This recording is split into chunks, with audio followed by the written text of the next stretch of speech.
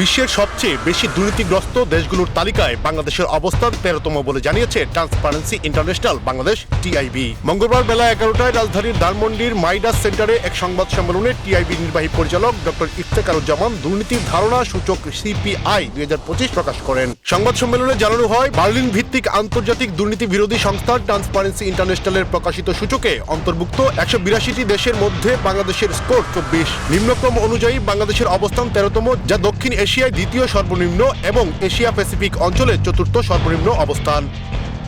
CPI 2025 অনুযায়ী 89 score পেয়ে সবচেয়ে কম দুর্নীতিগ্রস্ত দেশ হিসেবে শীর্ষে রয়েছে ডেনমার্ক। দ্বিতীয় ও তৃতীয় স্থানে রয়েছে যথাক্রমে ফিনল্যান্ড 88 ও সিঙ্গাপুর 84।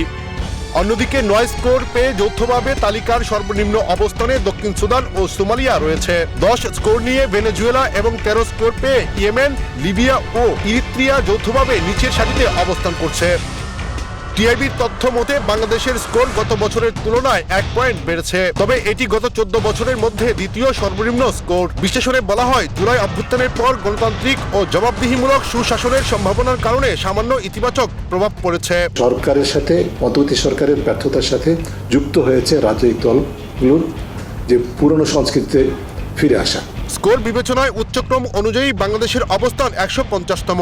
একই স্কোর নিয়ে সেন্ট্রাল আফ্রিকান রিপাবলিক ও প্যারাগুয়ে বাংলাদেশের সঙ্গে যৌথভাবে এই অবস্থানে রয়েছে। দক্ষিণ এশিয়ায় সর্বনিম্ন স্কোর ও অবস্থানে রয়েছে আফগানিস্তান, যার পরেই বাংলাদেশের অবস্থান।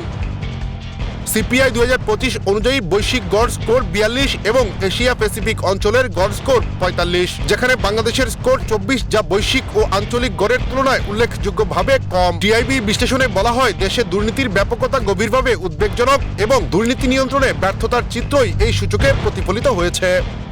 এস এম শামীম, সুখবর।